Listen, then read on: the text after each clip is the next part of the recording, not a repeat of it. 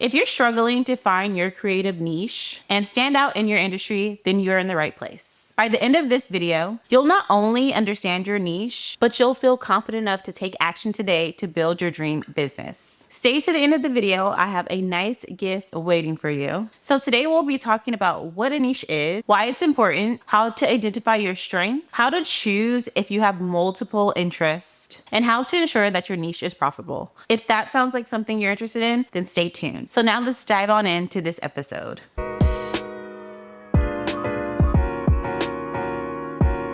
Hey guys, welcome back to Creative on the Grind. My name is Deandra Jolisa. I am a luxury balloon designer and creative business coach here helping creatives like you build brands you love. Without further ado, we're gonna hop on into this topic on how to find your creative niche.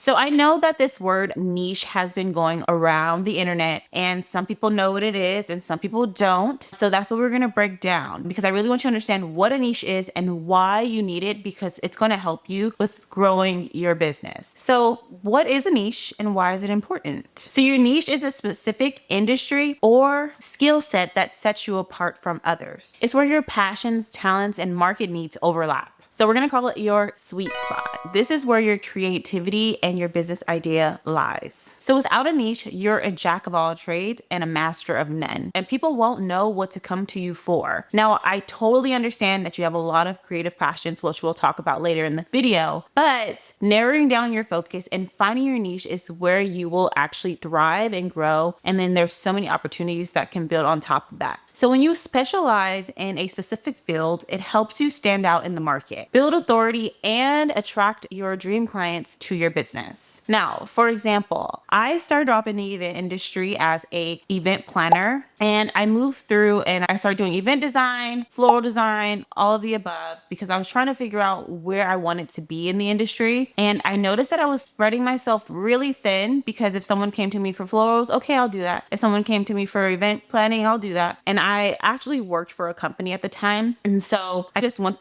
with the ebbs and flows of her business. And it was tricky because I really wasn't making the income that I wanted besides being an assistant in general, because I was a contractor in her business. I wasn't making the money that I wanted to make. So in my unique world, I wanted to create a business for myself. So when I was doing event planning and wedding planning, I remember the day when I was at a wedding and it was a great time. I was having a good time, but I think all my friends were going to this fun event and I already signed the contract. I was already working, so I couldn't go. And mind you, I think I was around 25 or 26 at the time. And I was like, you know what? I do love this, but I still want to live my life, but I want to be in the event industry. How can I do this?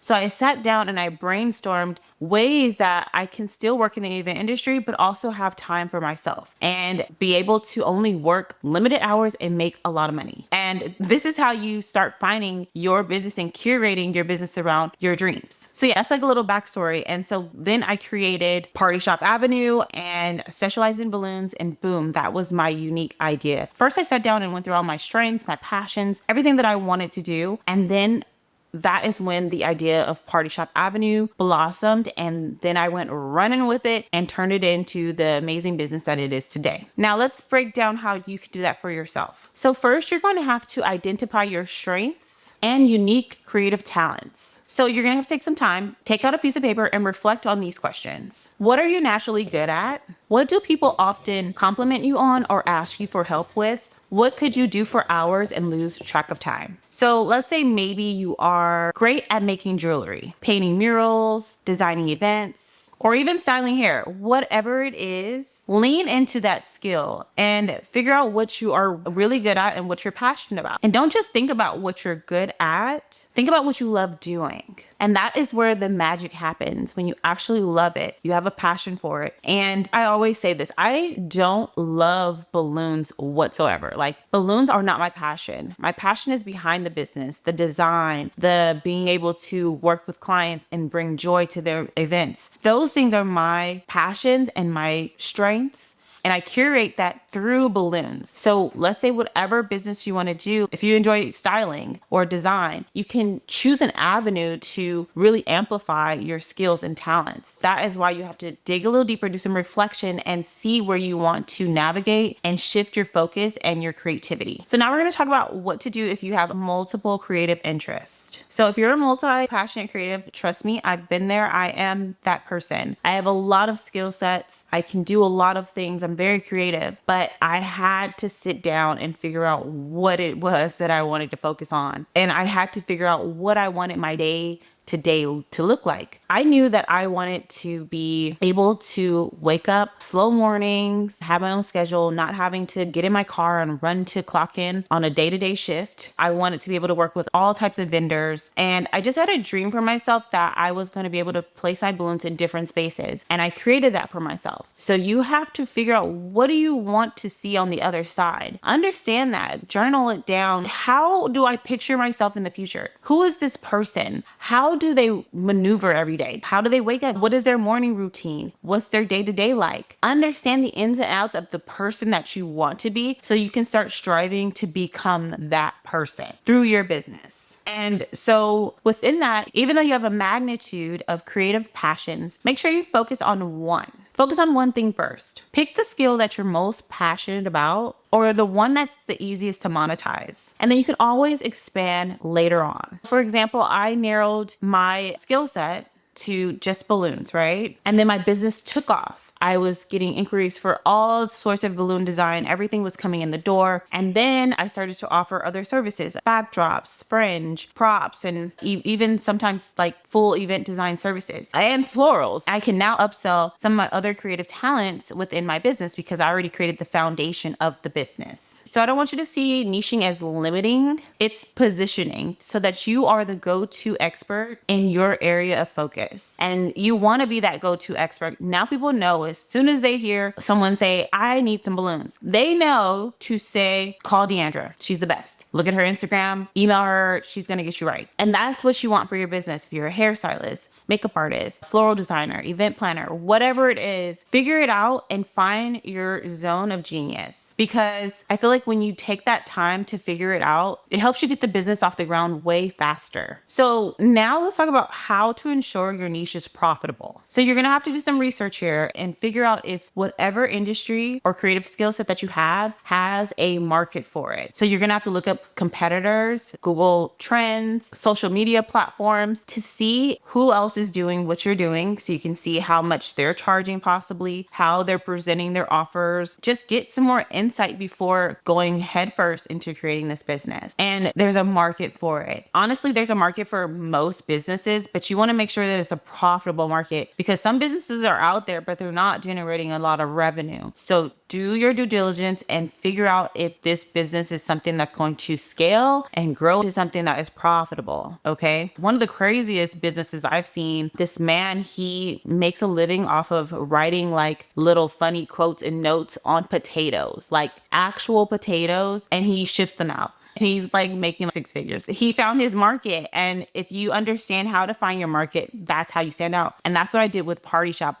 I could have been and just done regular balloons like everybody else, but I was like, no, I want to do luxury balloons. I want to create like creative art pieces. I want my business to be known as that luxury brand. And that's what I did. So you have to figure out where you want to shine in your industry. And you want to make sure that people are spending money on whatever it is that you're creating, because then you'll know there's a market for it. People are already spending money in this industry. So now I'm going to come in with my differentiation factor and kill it. Whatever business that you find and you decide to tap into that market, try to put your own unique spin to it. Look at the business and come at it different angles. How can I do this differently? How can I make it more unique? How can I make it more mine, original? Give it like a little special approach so that you can stand out. So another example, let's say if you're an event planner, don't market yourself as a general event planner. I do all events. I can do your bat mitzvah all the way to your wedding, like baby shower. I could do everything. When you do that, you're not setting yourself apart. You're just a general event planner. Not to say that you can't offer those services, I would just say specialize in something specific. Maybe specialize in weddings, being a wedding planner. And then if you want to niche that down too, you can. Or you can do destination weddings where you are that planner who's traveling and you are planning events all around the world and you're showcasing that. And people are like, I really want her because she's been to all of these venues and I know I can trust her with my wedding. So come at it from a different angle. I remember even telling one of my event planner friends, I was like, you should do like intimate events, like where it's like 12 people. You set the table really nice with flowers, candles, chargers, making it really nice for this intimate event and be known for that. I think people will really appreciate that type of service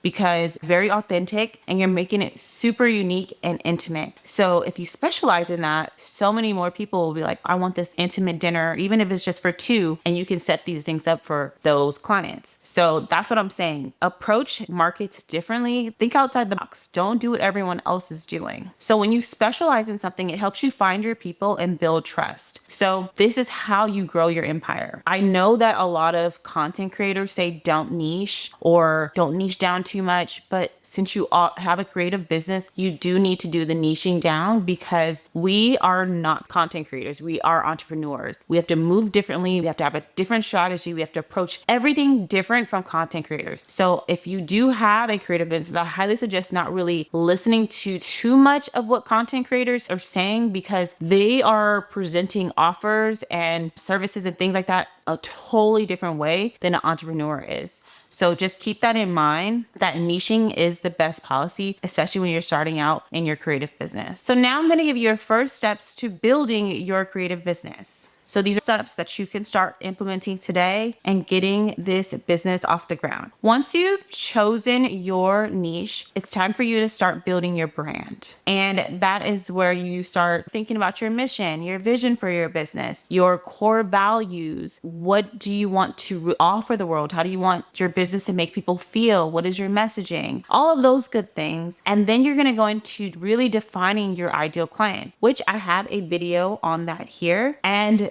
understand your ideal client in and out. Then you're going to create a simple website, or you can just start with a social media platform. I highly recommend creating some sort of website so that you can have a portfolio on there and all the ways to contact you, and so that you can build more trust and authority within your business. When you have a creative business, you get so many more inquiries and clients reaching out to you when you have that website presence because they feel like they can actually trust you. And with some creative businesses, you have high ticket services. Like for me, people are spending over $500 with me. So you don't want to just be giving $500 or more, thousands of dollars to just anyone. So you want to make sure that you have a place where they feel safe, secure to even inquire with you and then send the payment to you. Because that's where a lot of creatives have a disconnect is they get the people in the door, but then they're sending them a Zelle link or a Venmo link. I personally would never pay anyone who sends me a Venmo link, or I could possibly do Zelle, but that still creeps me out, or Cash App. Like a Cash App link, I'm not sending to you because where's the contract? How do I know if this is even possibly refundable? If I can trust you? All of those things. So you want to create a seamless website and CRM system so that you can funnel your clients in and make them feel safe, secure with working with your business. And then from there, you're going to start sharing your work and putting yourself out there. Stop being scared to put yourself out there. Even though you are starting this creative business and you are a fresh newbie, okay?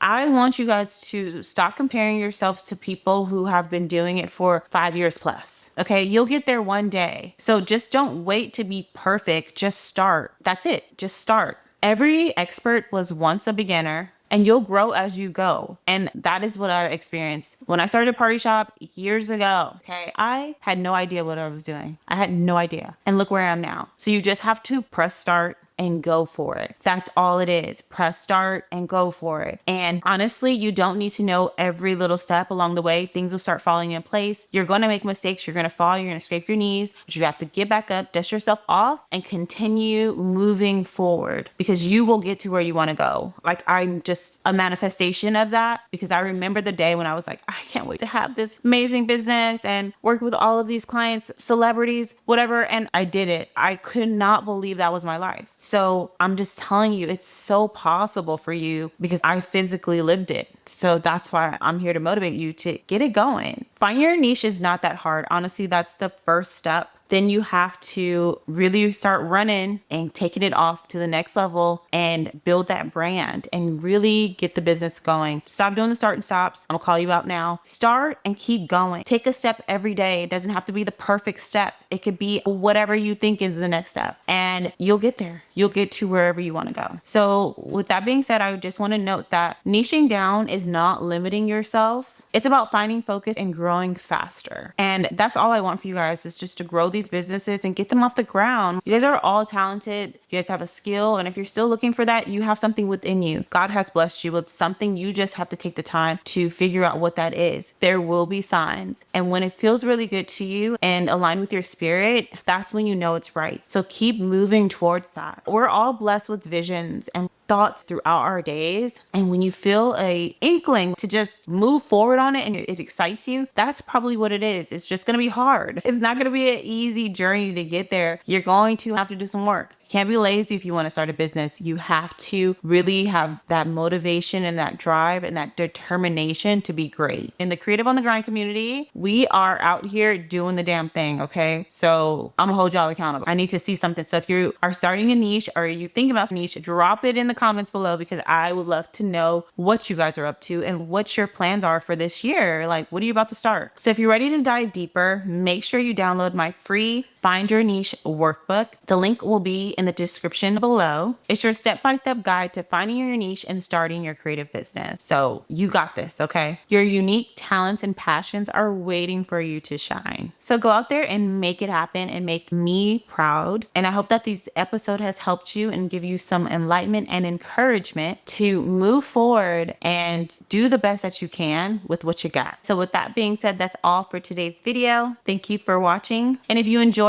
this video, make sure you like, share, and subscribe. Until next time, stay creative and stay on the grind. Bye.